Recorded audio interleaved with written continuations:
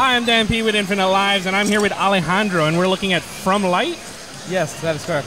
So tell me a little bit about this game. It looks like a side-scroller. There's like a camera mechanic. What's going on here? So From Light is a 2D puzzle platformer based on long exposure photography. Okay. So what does the photography part do? Like, I mean, how does that mechanic play into the 2D platforming?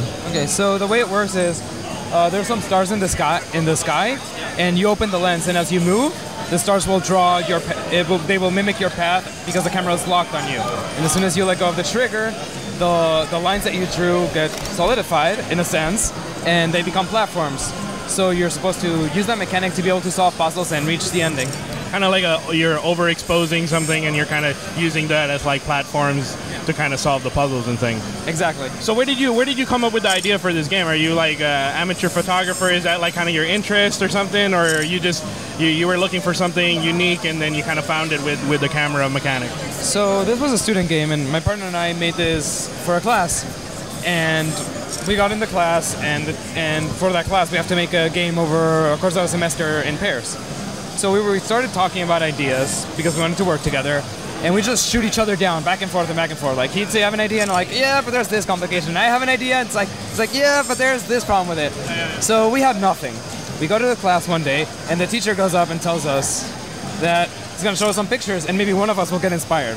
So like the good students we are, we're just laughing like that's going to happen, right? So he actually shows a picture of what he said is a mathematical model or something like that. And to me, it looked like a long exposure photo. So I turned to my partner, I'm like, hey, long exposure is cool. Maybe you can make a game of that. And then he replies like, yeah, like how would that work? You have dots and then you draw lines with them because they're lights, and then you can stand on them, and kind of like simultaneously we get the epiphany and we can start developing From Light. Wow, okay. Okay, so I mean, how long has this been in development? Like, where are you with the game right now? I mean, it looks like a very playable demo right now, but like, are you satisfied where you are right now, or are we like a long ways off from kind of like a full release? So since this was for a class, we worked on it from February to May. Yeah. Over the summer we did a little bit of work, but everyone was busy and we never knew this was gonna get so big. So right now we're getting ready to fire back up and like make the game better. We want to add a second mechanic, which is revolving around freeze framing. So let's say you have a falling block, right? And you take a picture of the falling block. So what would happen is the falling block, you have the picture of the block that was falling, and the block will also fall through. Yeah. So how we can make that a mechanic. And the reasoning behind that is we wanted to add panels and boxes and switches to the game so that we can like have moving stuff and make it more puzzling of sorts, more traditional puzzle elements. So we're planning on adding that as soon as we can, and then just creating the levels, iterating, and I don't know. Like right now we're thinking maybe a year, but it's really entirely up in the air.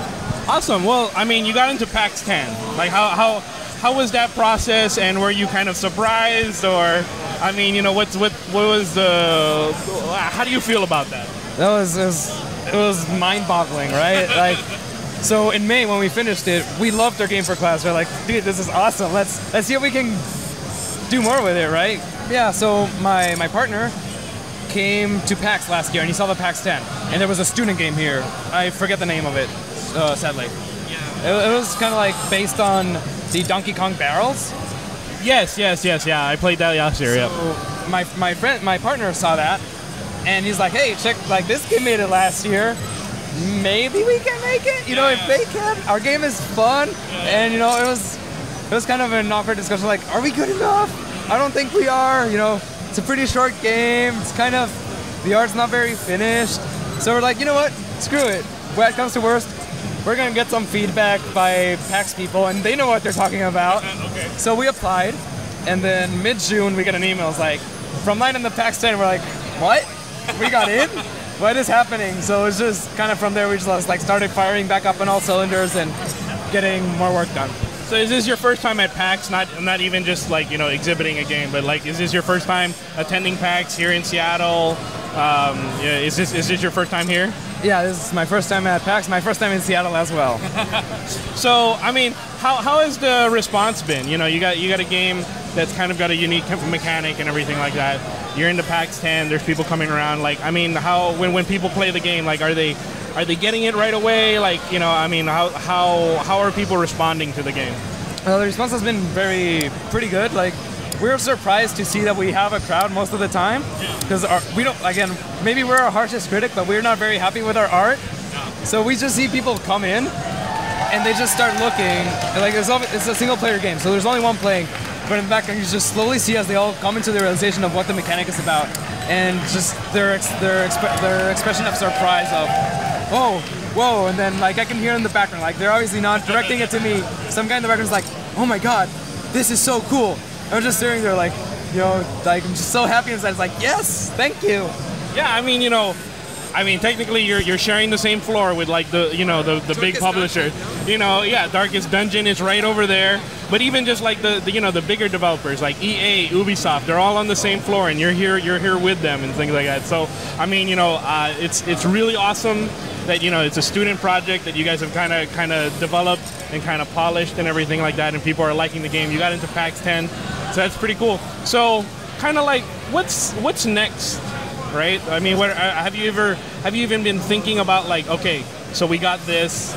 Or am I thinking about another game, or are we just thinking about like polishing this up as much as possible to get this like released as a retail, or, you know, is this something that you want to pursue? Like, is this something like maybe a dream come true, right?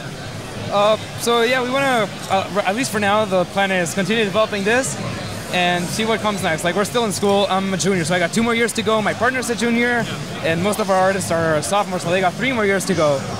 So maybe take this to finish ideally, and maybe get something else off the ground, because apparently we're a good team, I guess. It's totally awesome, man. Well, thank you, Alejandro, for your time. Yeah, thank you.